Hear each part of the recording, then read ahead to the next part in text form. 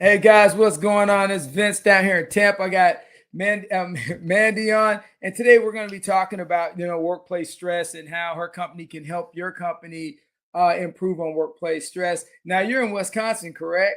I am. Yep. And All it's a opposite end from you, just about. right. All right. Well, I used to live in Wausau, Wisconsin. So just a backstory. When I lived there in the '90s, it was kind of funny. I think there was only probably four African Americans and five that lived in the whole city, and so I had to go to Stevens Point to get a haircut. So there's nowhere else Oh my to go. gosh. Oh, I had a big Yeah. old man. I was rocking an afro many times.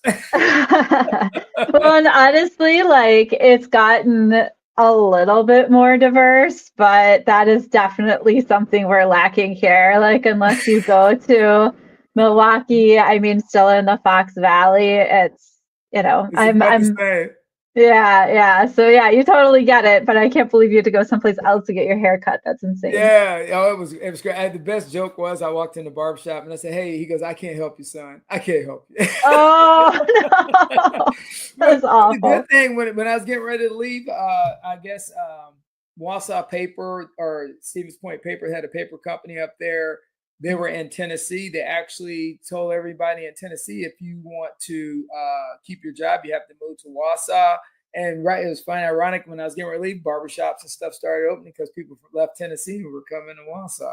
So everybody out there, when I run the show and you guys check this out, is today in the 21st century, there's a lot of turbulence when it comes to jobs and work, and a lot of things are happening with people want to use toxic leadership, toxic workplace, cultural ideologies in work. So the good thing about Mandy is what she does is she kind of gets with companies and group leaders and companies to help them facilitate their kind of stressful moments or their key trigger points to try to bring that temperature down as companies try to evolve. So do me a big favor, Mandy, and just kind of give us a background on your Oath and Amber. Yeah, absolutely. And I have sort of two kind of they run in tandem companies that I use to support people, and Oath and Ember is one of them. So my name is Mandy Froehlich. I am a human sustainability consultant. That's my technical term. I Um, like Oath that. and Oath and Ember is my it's like my company that like, celebrates the healing process for individuals. And that one is my newest company, Oath and Ember is, and I absolutely love it. And then I also have my Mandy Froehlich Human Sustainability Consulting company as well. That one has been around for about the last 12 years. For the first 11 years, we've focused on education exclusively. And so did a lot of advocating for teachers and their mental health and figuring out how to make policy change, how to create policy change um, in districts to help support mental health for both students and teachers, but really adults are my focus. And so recently we've moved into private sector to start working with companies as well on human sustainability because it impacts all of us, no matter what job you're working in. So I have both like that human sustainability component, and then I also have Oath and Ember to help individuals. All right, so when you look at it from it, and I used to be a school teacher. I actually taught at Oh, really? Newman High School in Wausau. Oh, nice. Yeah, I was a football coach there, and then I taught down here in Florida.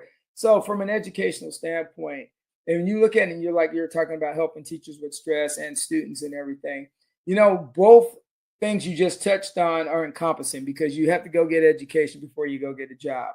Mhm. So, how have you guys kind of nested that world since you've made that transition? So, how are you leveraging both your skill sets now, working with companies and the educational portion? How are you, mitigate, kind of merging those two ideologies?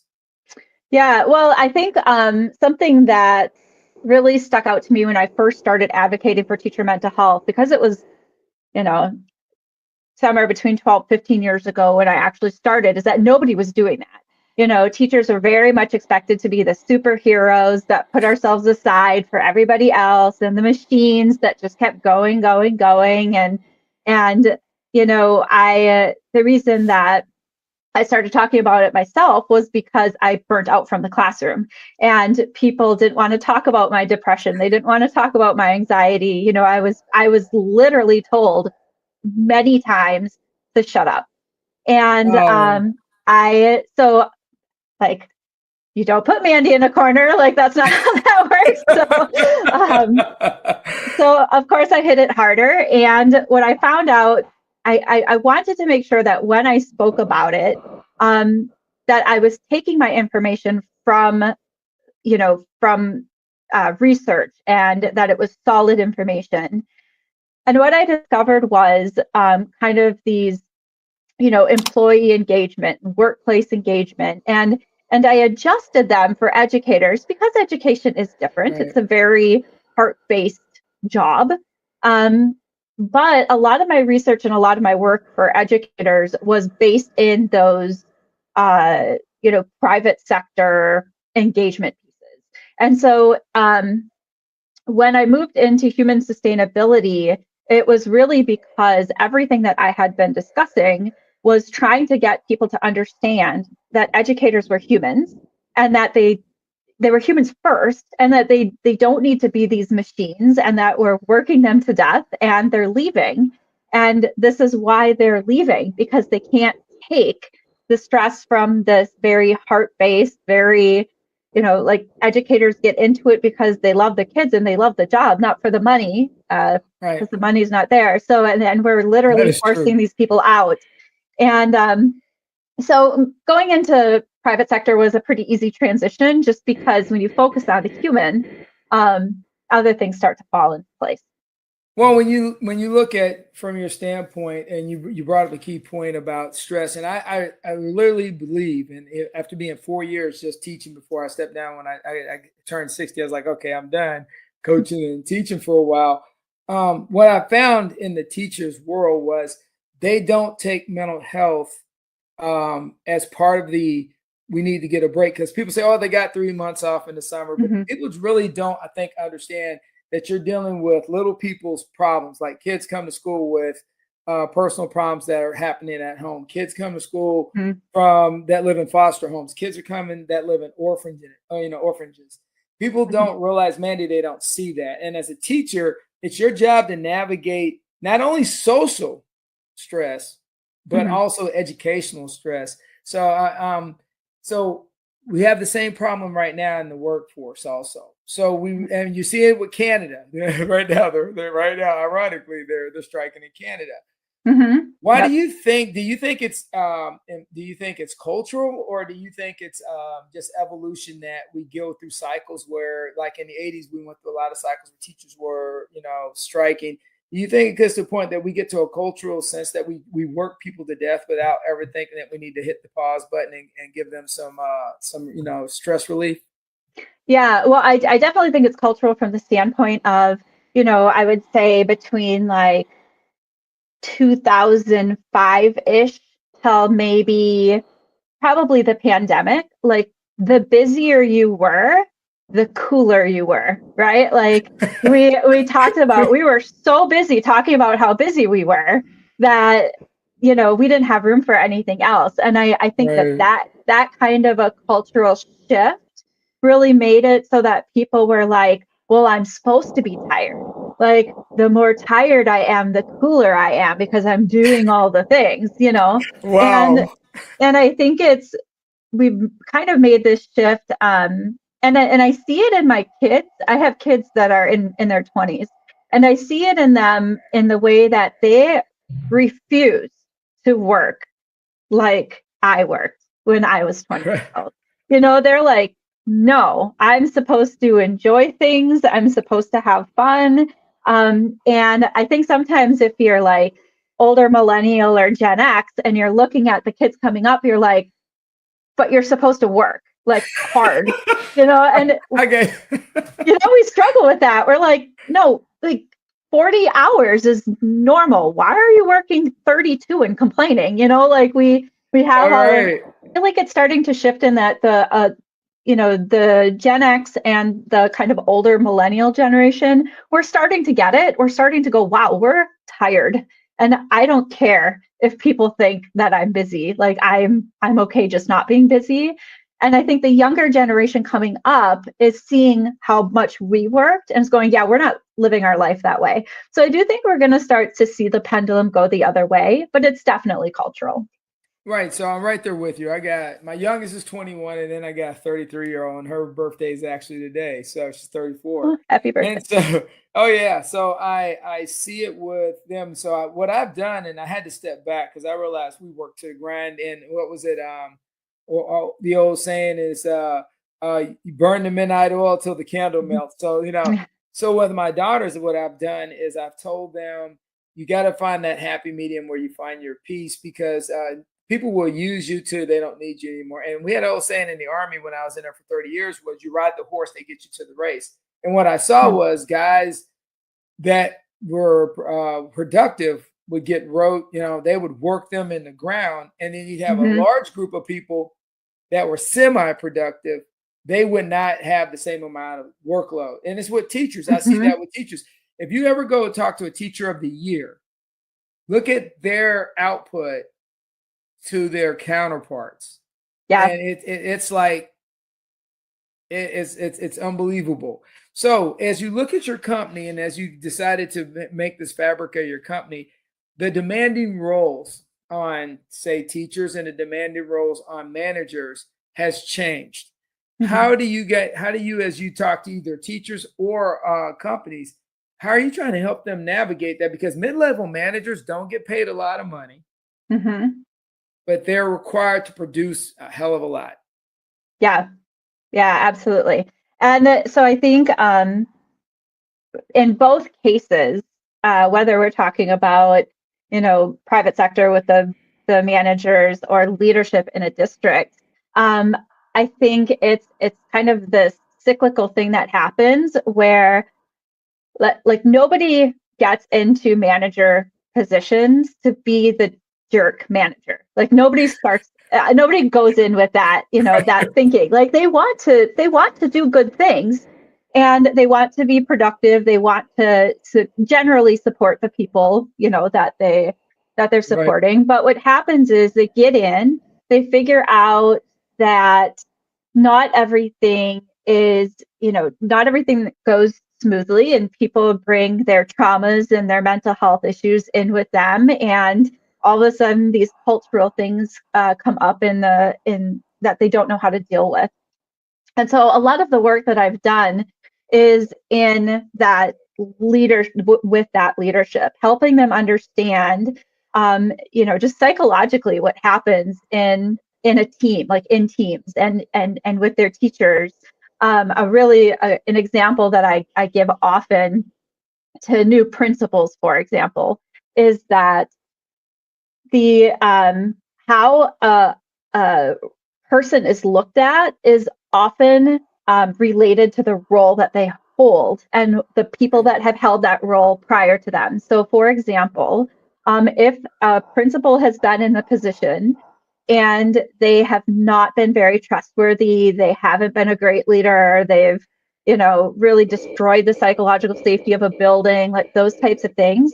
No matter who you have come in as that follow-up principal, right, that kind of reputation is going to go with them because it's the role, not the person. Wow. And a lot of times what I see is that principal will they could be the best principal on the planet, but they get in that position and they start to get treated like they're not trusted, like they're going to destroy the psychological safety, like they don't know what they're doing, like all of these things. And they get angry because they're like, but that's not me. I didn't do this, right? And it doesn't matter. At the end of the day, it does not matter. What matters is how you react from that place in order to change going forward, and that it's going to take time and it's going to take work. And so a lot of times what I see is that I see those new principals come in with all of the best of intentions, and they get angry a month in because they weren't the ones that ruined the climate.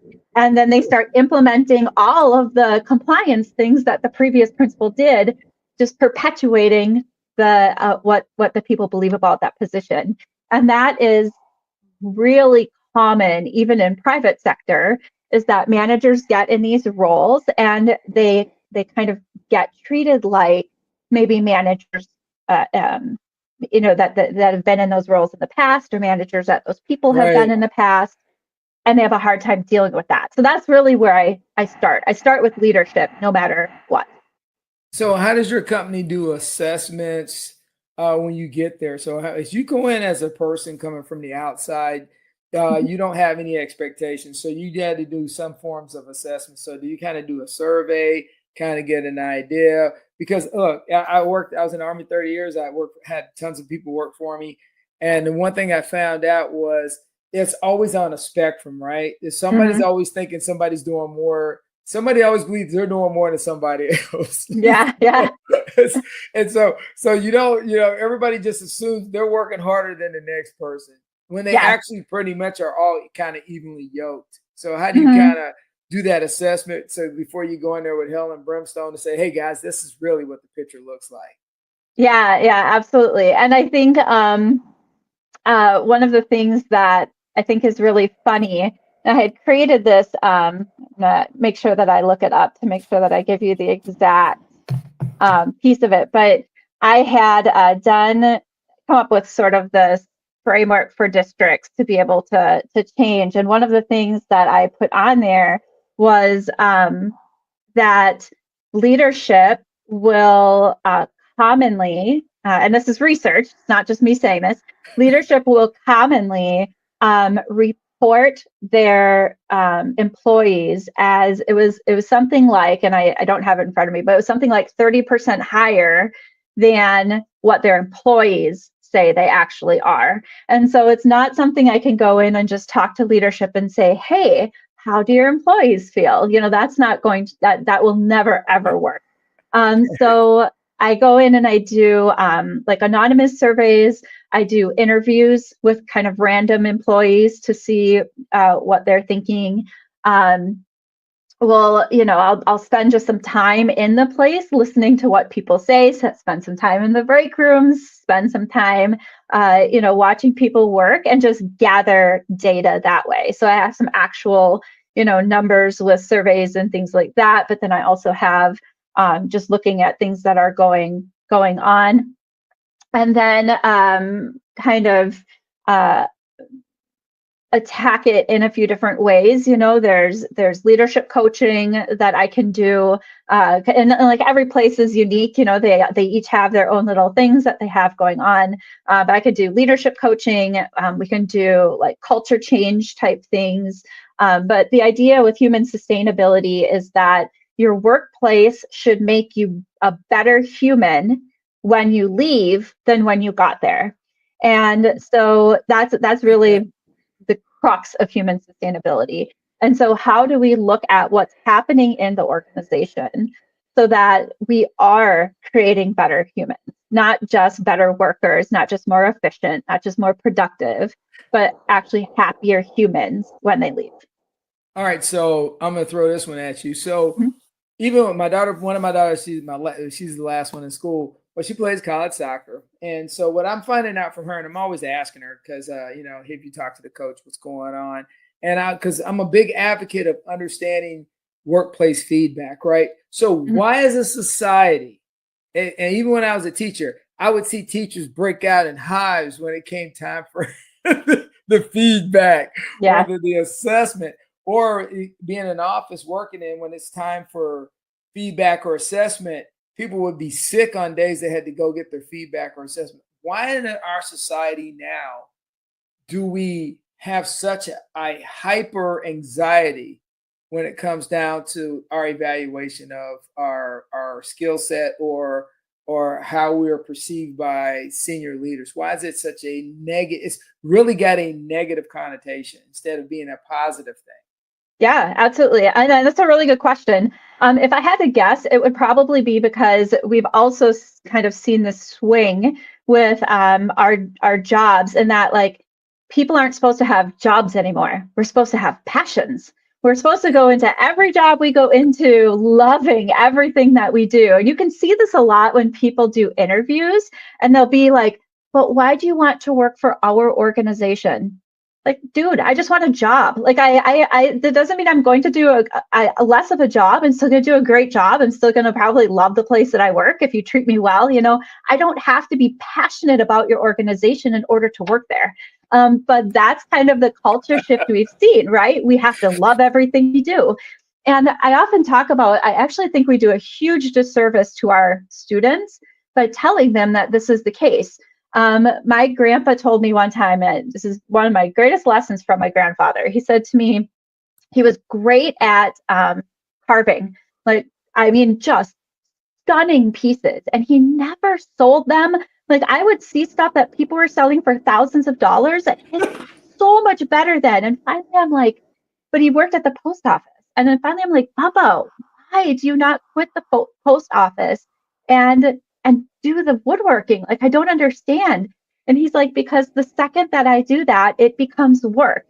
And he's like, and sometimes it's okay to have a job that you like that pays to do the things that you love. Right. And I'll never forget that. But that is not what we tell kids. We tell kids, find your passion area.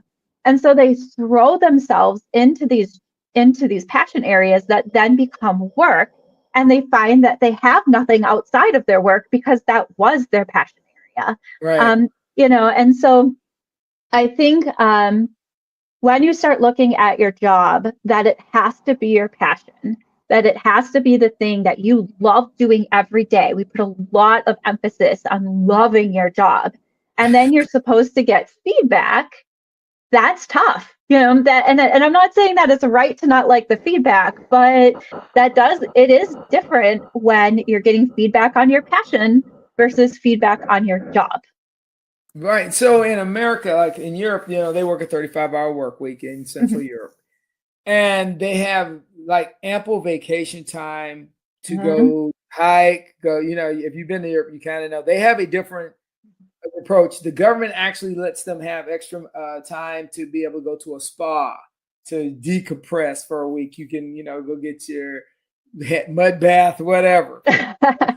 So as I look at the American society, because I kind of grew up in Europe, so I had kind of best of both worlds. But when I look at the American society, our relationship with work is borderline an obsession that's forced on us, and there is like quality time for ourselves, which I think leads to a lot of our mental health problems in America. Is that we have a broken relationship with our work. Ask the average American. I'd love to hear them say, that their relationship with their job, that's that they wake up every morning with passion to go to work. So why is it that we have all these different surveys, all these data points have come out, all these experts have come out and talked about the American culture and their relationship with work, and that it needs to be fixed, and it falls on deaf ears with corporations? Why is that? You think? Yeah. Well, that would go along with all of the things that we know are wrong with our society that aren't necessarily fixed, right? I feel like that, it's much harder this is just gonna, it's much harder to do the right thing, especially when you're trying to make money, right? And we have big corporations who are more interested in making money than they are in making sure that their people are sustainable. And when it comes down to it, and they're looking at, how much a human costs, it is your employment and how much it would be to replace you. And so that's not the right. I'm not saying that's the right way, but realistically, that's what organizations do. It is. It is harder and more expensive to want happy employees because you have to work for it, and you can't just, go along with the status quo of how everything has always been. You have to be willing to really change it up in order to be able to support humans, because humans themselves, we're difficult. Like we all bring, again, our own traumas, our own mental health issues, our own things that we're dealing with every day. We're bringing that into the workplace too. So like, we're not easy anyway. And organizations have to really make a lot of hard changes and hard decisions that, in order to really make the good decisions. No, and you break a great point, because I got two examples, and I know somebody out there, when they hear this, they're probably going to beat me up, but it should be all right. I look at when Google and Amazon first started, right? It was people first. And when you looked at the facilities they set up, it was user friendly. You looked at Google's facility, user friendly. And then Google was skyrocketing up on the market, and market share, same with Amazon. And it was ironically, as they got to the peak of the valley, to look down, how they've shifted, and now you see people complaining about being at Amazon, people complaining about Google and the work environment. So what I think it was is that you get to a point where the company is making so much money, and and even in the military, we have the same problem at times. When a unit's doing so well, they don't reinvest back into the people. I think when and people go, well, you can't always just give everybody money. I say sometimes you don't have to give anybody money. Time is money. Yeah. And so you have to kind of give back. And I look back at the day, and I actually did some research before we got on. Companies back in the day used to reward people with vacation and, and different things. And so it was smart, because they realized the importance of morale. Right. Along the way, we have changed, and we've lost that focal point. So why is it now seem like we have a lack of development opportunities that used to have in the past? We have a lack of opportunities and development. And so even when you were teaching, I saw teachers going through a bunch of training, but how much of that training was developmental training? A lot of the training I went to when I was in the school teacher, it was like, here, hey, try this, try that, try this, try that. What I was saying is, none of this is helping me develop as a more efficient teacher. Yeah. Why do you think that we're struggling these days with the lack of development opportunities and mentorships and all that stuff that encompasses making the holistic person as opposed to making the bottom line? Yeah. I think about when you were talking, it reminded me a little bit of, sometimes you see like memes where it says something like, remember that your workplace is just work, because they're going to post your position before the funeral.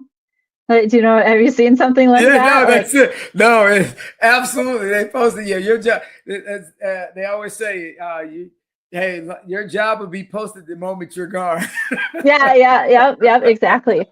And I always have really I know what they're saying. I love what they're saying. They're saying, like, remember your job's a job, and that it's not all of who you are. You need to, do other things besides that.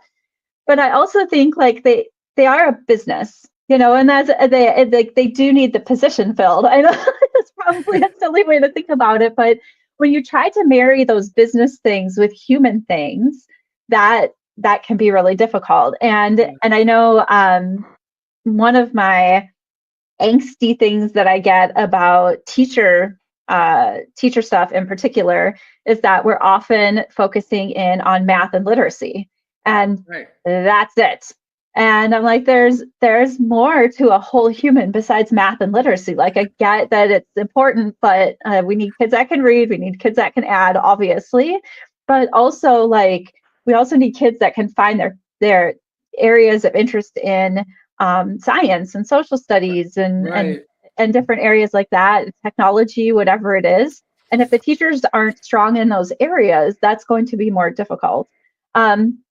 And I agree. It's one of the reasons why early on in my consulting career, I did a lot of consulting around personalized professional learning in schools and helping districts understand how you can give teachers choice in what they learn and how powerful that can be. And then at the same time, helping teachers understand how to determine what their needs are and what they have to learn in order to be a better teacher and what they want to learn in order to be a better teacher. And so I did a lot of that very early on in my career. And I don't know why, mentorship in particular, which I'm huge fan of mentorship.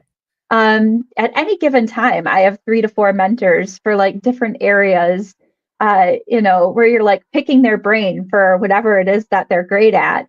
And but mentorship has really gone by the wayside and has been replaced by more of just like, again, the compliance-based boss. And I don't know. I do think that goes back to kind of like, why don't we do these things we know are right? Like we don't know. We don't know why they're not being done.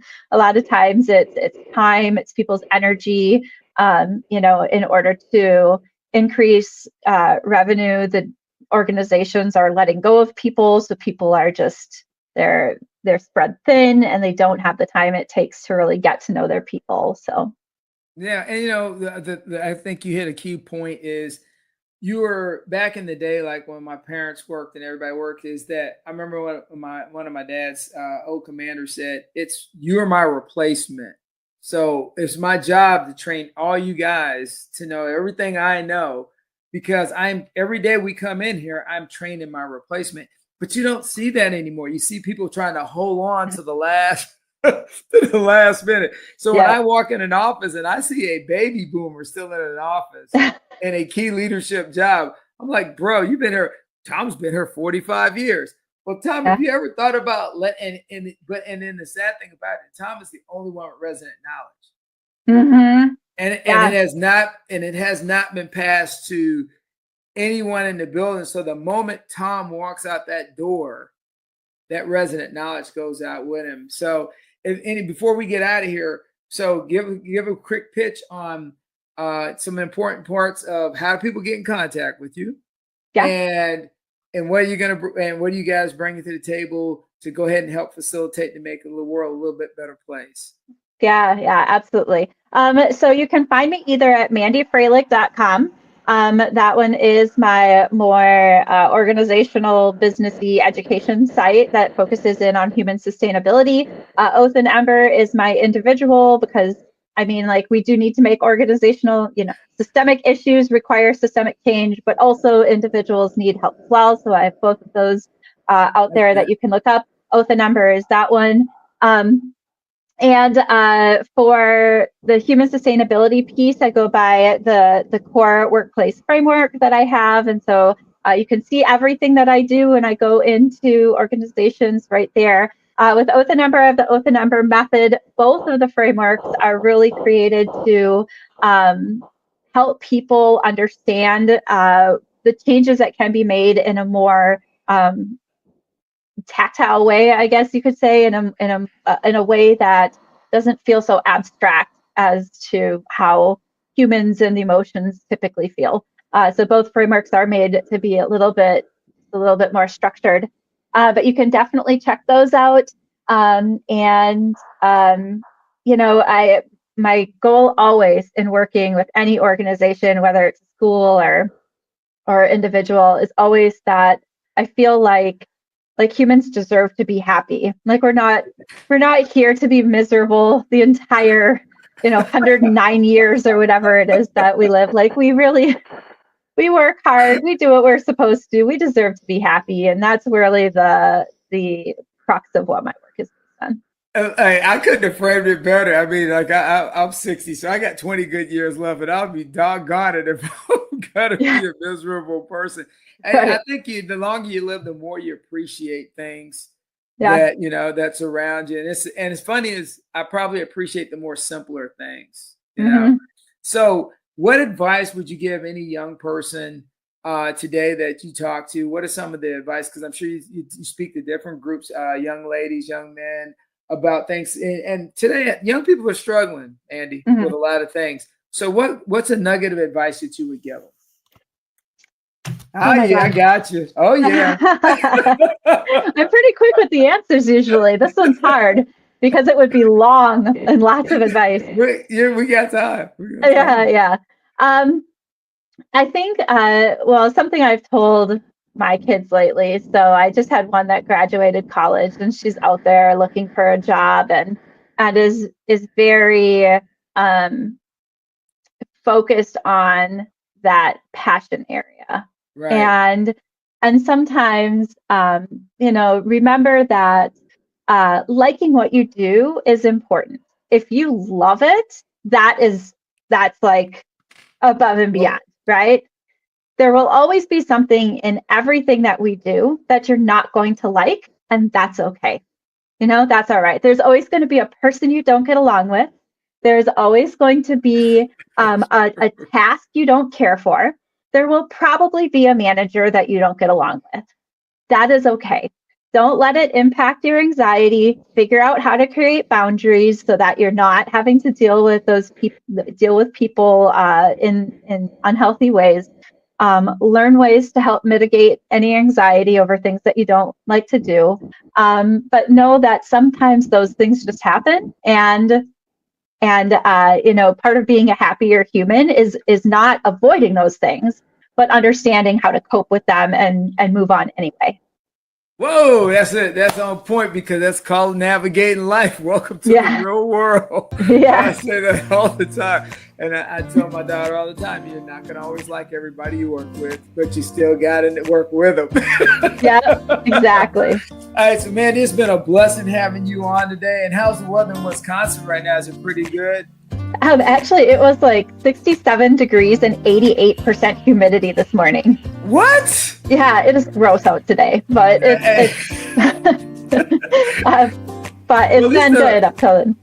Well, one thing I do not miss is when I was in Wausau, we used to play volleyball, and I do not miss the national bird, the mosquito, because I thought, being from Louisiana, the mosquitoes were bad, but I would tell anybody, you haven't been bitten until you go to Michigan and Wisconsin. Them suckers, they'll carry you away. Yeah. They have been terrible lately, for sure. They've been awful. So, yeah. All right, so it's been great having you on. I appreciate you coming on and Embrace the Power. As I tell all my guests, hey, subscribe, go to Mandy's websites, hire her today, help your company, help your school, education move on. And with that being said, as I always say, keep it rolling, guys.